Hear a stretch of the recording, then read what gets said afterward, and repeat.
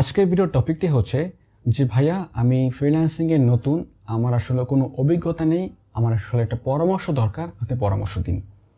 তো আপনি যদি আগ্রহী হয়ে থাকেন তাহলে আপনার জন্য ভিডিওটা হতে যাচ্ছে সবথেকে বেশি গুরুত্বপূর্ণ। তার আগে একটা কথা বলবো, আপনার যদি আজকে ভিডিওটা আমি লং করব, অনেকটা লম্বা হবে, তো আপনার যদি লং ভিডিওতে যদি অ্যালার্জি থেকে থাকে তাহলে আমি আপনাকে অবশ্যই বলবো সম্পূর্ণ ভিডিওটা আপনার দেখার দরকার নেই, আপনি স্কিপ করেন এখান থেকে, কারণ এখানে আপনার সম্পূর্ণ কথাটা আপনার শুনতে হবে।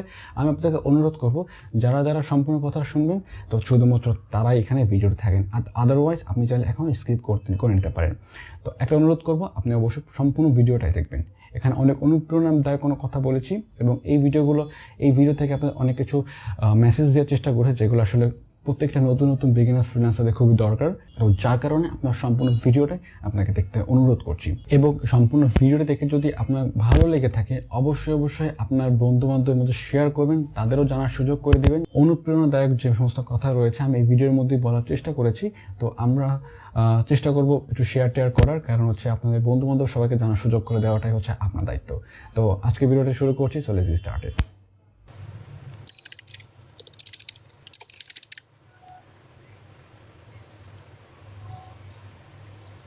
প্রথমত, এই প্ল্যাটফর্মে কাজ করতে হলে আপনাকে হুটহাট করে কোনো ডিসিশন নেওয়া যাবে না, কারণ এখানে রয়েছে আপনার ভবিষ্যৎ জড়িত। তাই ভবিষ্যৎ যেখানে জড়িত, হুটহাট করে ডিসিশন নিয়ে আপনি আপনার ভবিষ্যৎকে হুমকি মুখে ফেলে দেবেন না। নয় আপনি এখান থেকে ঝরে যাবেন, না এখান থেকে আপনি উঠে দাঁড়াবেন। তো এই প্রতীক্ষা নিয়েই আপনি আপনার লক্ষ্য প্রস্তুত করুন।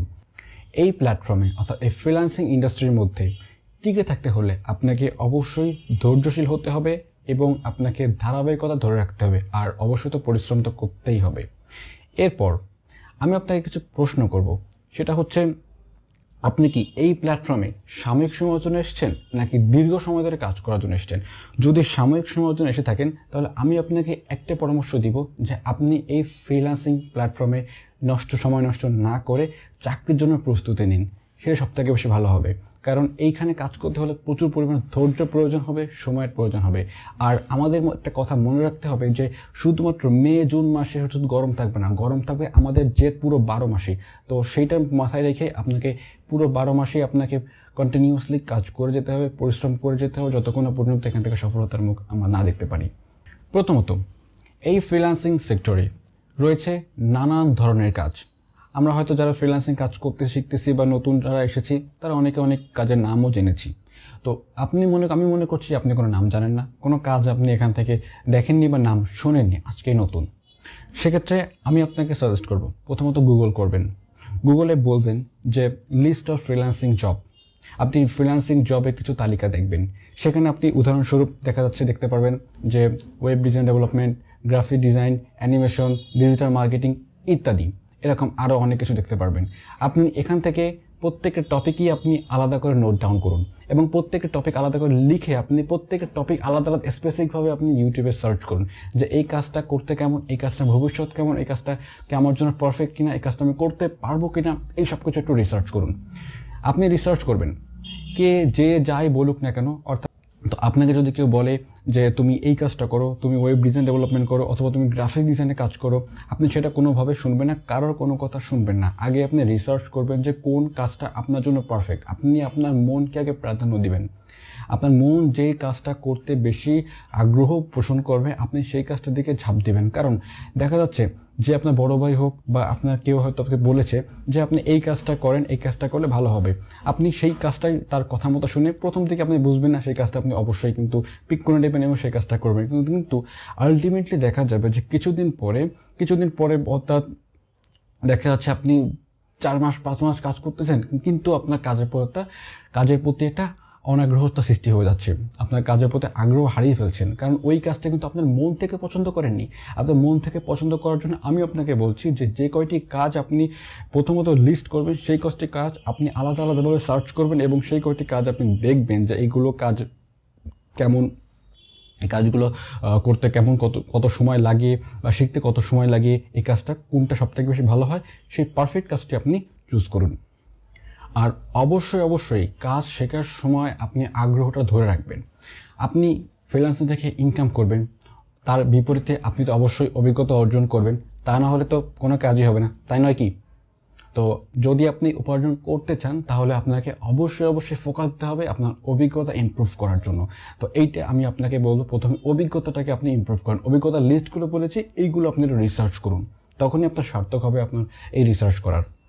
আমি সবসময় একটা কথা বলি যে ফিভারটা হচ্ছে একটা ব্যবসা যেটা আমি নিজে পরিচালনা করছি, এবং এই ফাইবারের মধ্যে থাকা যে সার্ভিসগুলো, সেই সার্ভিসগুলো হচ্ছে আমাদের একটা প্রোডাক্ট। এই প্রোডাক্টগুলো কীভাবে সেল করতে হয় সেগুলো আমাদের জানতে হবে, তার জন্য হচ্ছে রিসার্চ। ফ্রিল্যান্সিং, তো ফ্রিল্যান্সিং এই যে একটা পেশা, এটা একটা স্বাধীন পেশা, এবং স্বাধীন পেশা বা একটা ব্যবসা, স্বাধীন ব্যবসা বলা যায়।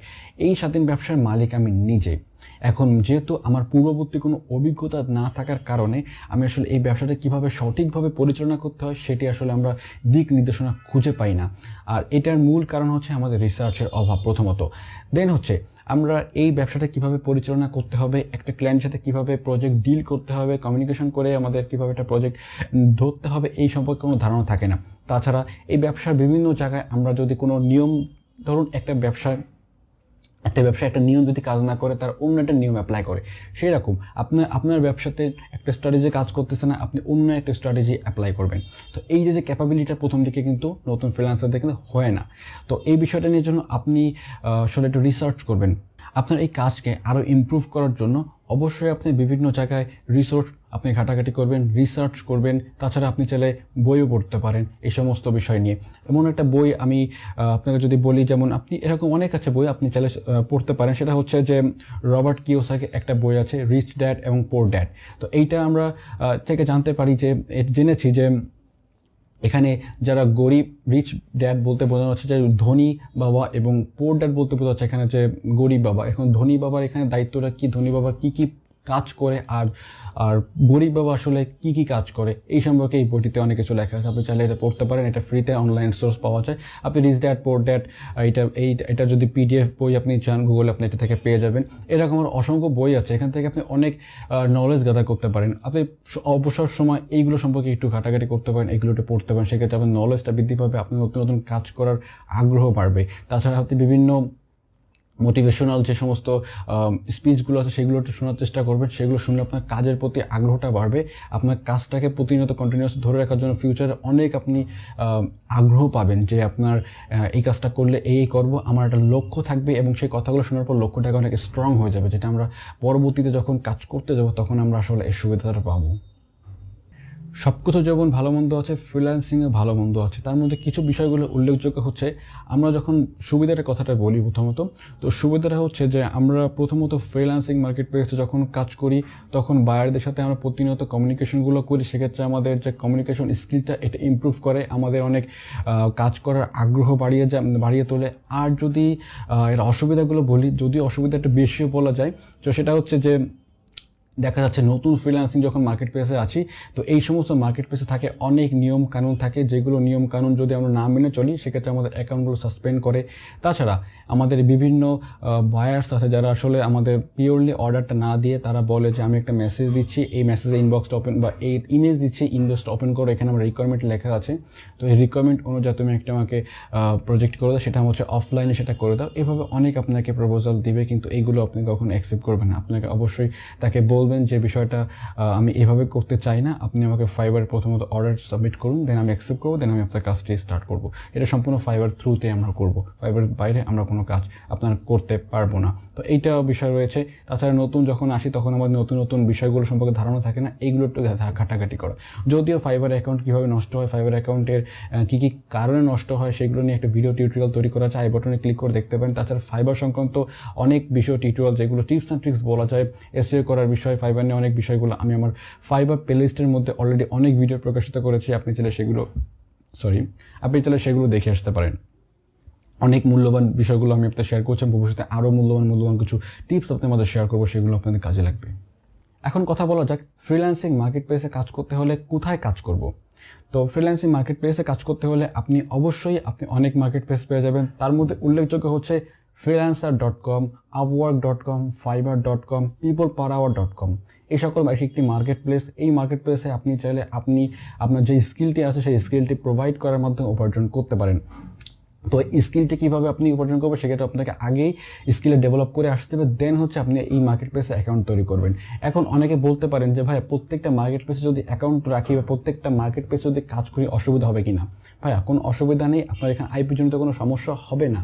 তো আপনি যদি প্রত্যেকটা মার্কেট প্লেসে সময় দেন সেক্ষেত্রে হবে কি যে আপনি সবকটি মার্কেট প্লেসে ভালো মতো স্টেবল করে দাঁড়াতে পারবেন বা স্টেবল হবে না আপনার সবকটি মার্কেট প্লেস। আমি আপনাকে প্রেফার করবো যে কোনো 2টা মার্কেট প্লেসে কাজ করেন। যেমন হতে পারে আপনি ফাইবার মার্কেট প্লেসে কাজ করছেন, পাশাপাশি আপনি আপওয়ার্কে কাজ করতেছেন। তো শুরুতে আপনি ফাইবার দিয়ে শুরু করতে পারেন, কারণ আপওয়ার্কটা হচ্ছে একটু অ্যাডভান্স বলা যায়, কারণ বিগিনার্স ফ্রেন্ডলি যদি বলি মার্কেট প্লেসের মধ্যে সবথেকে ভালো মার্কেট প্লেসটি হচ্ছে বিগিনার্স ফ্রেন্ডলি বলতে হচ্ছে ফাইবার। এটা খুব কম সময়ে অল্প কিছু কাজ করে ইনকাম কিন্তু করা যায়। কিন্তু আপওয়ার্কের বিষয়টা একটু কমপ্লেক্স, কারণ সেখানে কাজ পেতে হলে আপনাকে ইনভেস্ট করতে হয়। আপওয়ার্কে দেখা যাচ্ছে যে একটা কাজে যদি আপনি বিট করতে চান সেক্ষেত্রে হচ্ছে 90 সেন্ট বা $1 মতো খরচ পড়ে। তো সেটা একটু সমস্যা হয়ে যায় যারা বিগিনার্স আছে, যারা নতুন নিউবি আছে, তো তারা আসলে এতটুকু এফোর্টটা করতে পারে না। সেক্ষেত্রে আপনি ফাইবারে আপনি সুবিধাটা পাচ্ছেন, ফাইবারে কোনো রকম বিট করার জন্য বা তো প্রপোজাল সাবমিট করার জন্য আপনার এখানে কোনো রকম ইনভেস্ট করার প্রয়োজন পড়ছে না, কোনো টাকা দেওয়ার প্রয়োজন পড়তেছে না। সেখানে আপনি দৈনিক 10টা করে বায়ার রিকোয়েস্ট রিপ্লাই করতে পারতেছেন। কিন্তু এই 10টা বায়ার রিকোয়েস্ট আপনি আপওয়ার্কে যদি করতে যান সেক্ষেত্রে দেখা যাচ্ছে আপনার $10 বেশি খরচ পড়ে যাবে। সেক্ষেত্রে প্রতিটা দিন যদি আপনি $10 খরচ করেন কাজ পাবেন কিনা সেটাও কিন্তু আপনার নিশ্চয়তা থাকে না। সেক্ষেত্রে হচ্ছে আপনি প্রথমত ফাইবার মার্কেট প্লেসে আপনি চেষ্টা করতে পারেন, এখান থেকে শুরুটা করতে পারেন। এখান থেকে আপনি যখন অনেকটা এক্সপিরিয়েন্স হয়ে যাবে, অনেকটা নিজেকে ইমপ্রুভ করতে পারবেন, তখন আপনি আপওয়ার্কে চলে যেতে পারবেন। আপনি তখন সাহস পাবেন আপওয়ার্কে চলে যাওয়ার। ঠিক আছে, তো আমি আপনাকে বলবো ফাইবার মার্কেট প্লেসে কাজ করার প্রথমত। এখন হচ্ছে যে আমি যে বিষয়টা বলতে চাচ্ছি যে একটা উদাহরণ দিই, যে আপনি বিভিন্ন মার্কেট প্লেসে যদি কাজ করেন সেক্ষেত্রে অসুবিধাটা কী হবে একটা উদাহরণ দিয়ে বলি। ধরুন আপনি একসাথে 2-3টা নৌকা বা 2 নৌকায় পা দিয়েছেন, এখন আপনি কি পারবেন ব্যালেন্স করতে? 2 নৌকা পা দিয়ে সামনে আগাতে পারবেন? আপনি কিন্তু ব্যালেন্স করতে পারবেন না। আপনি একটা নৌকায় থেকে যদি আপনি সামনের দিকে আগানোর চেষ্টা করেন আপনি কিন্তু খুব সুন্দরভাবে আগাতে পারবেন। তার জন্য আমি বলছি যে মার্কেট প্লেসে কাজ করবেন সেই মার্কেট প্লেসটাকে আপনি ইমপ্রুভ করার চেষ্টা করুন, সেই মার্কেট প্লেসটাকে আপনি প্রোফাইল র্যাঙ্ক করার চেষ্টা করুন। ওই মার্কেট প্লেস থ্রুতে আপনি অনেক কাজ পাবেন। কিন্তু বিভিন্ন মার্কেট প্লেস যদি অল্প অল্প করে আপনি লেভেল আপ করেন সেক্ষেত্রে কিন্তু আপনার তেমন একটা আমি মনে করেন এখান থেকে আপনি আশার আলো দেখতে পারেন। তো এখন যে বিষয়টা কথা বলবো সেটা হচ্ছে আমরা যে মার্কেট প্লেসে অ্যাকাউন্ট তৈরি করি প্রথমে আমাদের যে অভিজ্ঞতাটা আমরা অর্জন না করে, কোনো স্কিল ডেভেলপ না করেই আমরা যে কোনো মার্কেট প্লেসে হুটহাট লাভ দিয়ে পড়ি, এটা আসলে সুবিধা থেকে অসুবিধাটা বেশি। তার কারণ আমি আপনাকে বিষয়টা ভেঙে বলি। ধরুন আপনি যে কোনো একটা মার্কেট প্লেসে কাজ শুরু করেছেন, সেখানে আপনি প্রতিনিয়ত বায়ার রিকোয়েস্ট রিপ্লাই করছেন কিন্তু সেখানে রেসপন্স পাচ্ছেন না। এই ক্ষেত্রে কিন্তু আপনি ডিমোটিভেট হয়ে যাবেন যে এখান থেকে আসলে কাজ পাওয়া যায় না আদৌ। কিন্তু আপনি যদি কাজ জানা থাকে তাহলে কিন্তু ওই সমস্ত মার্কেট প্লেসে বায়ার রিকোয়েস্টে যে সকল মেসেজগুলো দেবেন দেখে কিন্তু আপনি বুঝতে পারবেন যে কাজটা আমি সিম্পলি করে দিতে পারবো। তার জন্য কী ধরনের মেসেজগুলো লিখলে আসলে সে আকৃষ্ট হতে পারে আপনি চাইলে কিন্তু সেই ধরনের কাভার লেটার লিখতে পারবেন। কিন্তু আপনার যদি অভিজ্ঞতা না থাকে আপনি কিন্তু ওইভাবে বুঝিয়ে তাকে লিখতে পারবেন না। এটা কমন সেন্স নিয়ে একটু ভাবার চেষ্টা করুন যে আমি যদি নতুন অ্যাকাউন্ট তৈরি করি, এখন আমাদের অভিজ্ঞতা নিয়ে নতুন অ্যাকাউন্ট তৈরি করুন, সেখান থেকে সফলতা আমি কিন্তু আনতে পারবো না। তাই আমি আপনাকে বলবো আগে স্কিল ডেভেলপ করে দেন হচ্ছে আমরা মার্কেট প্লেসগুলোতে আসবো। তো সর্বশেষ কিছু কথা দিয়ে আমি শেষ করব, সেটা হচ্ছে আপনি ধরে নিতে পারেন যে একটা মোটিভেশনাল কথা বলতে পারেন, আপনি চাইলে স্কিপ করতে পারেন, বলতে পারেন ভাই আমি আসলে মোটিভেশনাল দরকার নেই, আমি আসলে দেখবো না, আপনি চাইলে এখানে স্কিপ করতে পারেন। কিন্তু প্রথমে যে কথাগুলো বলেছে এগুলো কিন্তু সবথেকে গুরুত্বপূর্ণ ছিল, এগুলো একটু মাথা রাখবেন। এখন হচ্ছে যে আমরা ফ্রিল্যান্সিং বিষয়টা আমি একটু ভেঙে বলি যে আমরা সরকারি চাকরি করি অথবা যে কোনো একটা ইনস্টিটিউটে যদি চাকরি করি বা যে কোনো একটা আমরা কোম্পানিতে কাজ করি, সেটা আমাদের মানুষ দেখতেছে যে ও একটা কোম্পানিতে কাজ করতেছে বা একটা সরকারের চাকরি করতেছে, একটা মানুষ একভাবে দেখতেছে যেটা চাকরি করে। কিন্তু ফ্রিল্যান্সিং বিষয়টা হয় যে আমরা সেটা ঘরে বসে করি, আমাদের আসলে ওইভাবে কোনো আইডেন্টিটি থাকে না, যার কারণে পরিপার্শ্বিক দিক থেকে অনেক ধরনের নিন্দার সম্মুখীন হতে হয় যে এটা দিয়ে কী হবে, এটা দিয়ে কিছু হবে না। ঠিক আছে, তো এই ধরনের কথাগুলো আমাদের অনেক শুনতে হবে। তো এই ধরনের নিন্দাজনিত কথা নিয়ে আপনি যদি সমস্যায় পড়ে থাকেন তাহলে প্রথমত একটা কথা বলবো যে আপনি যে ধনিকের তীরটা আপনার লক্ষ্যের দিকে যত জোরে বা যত কষ্ট করে যত পেছনে আপনি টানতে পারবেন, ছেড়ে দিলে কিন্তু ততটা দ্রুতই আপনার লক্ষ্যের দিকে পৌঁছাবে। তো এইটা এসে মাথায় রাখবেন যে এ সকল প্রতিবেশীর কাছ থেকে আমরা অনেক ধরনের তীব্র নিন্দাজনিত কোনো কথা নিয়ে আমরা অনেকে শুনে থাকি। এই কারণে আমরা ডিপ্রেস হয়ে পড়ি, এই কারণে আমাদের পরিবারে অনেক সময় অনেক কথা উঠে যে তারা একটা কথা বলতেছে আমি আসলে এই জায়গায় কেন এইগুলো করতেছি। এখন আমি আপনাকে বিষয়টা একটু বলি যে যখন আপনি এখানে সফলতা অর্জন করতে পারবেন না, এখানে এবার সফলতা আপনার নেই বা আপনি নতুন কাজ শুরু করতেছেন, অনেকদিন ধরে স্ট্রাগল করতেছেন, এই সকল মানুষজন কিন্তু অনেক ধরনের কথা বলবে। কিন্তু যখন এখান থেকে আপনি সফলতার মুখ দেখবেন তখন তাদের কথা বলার রূপটা কিন্তু পাল্টে যাবে।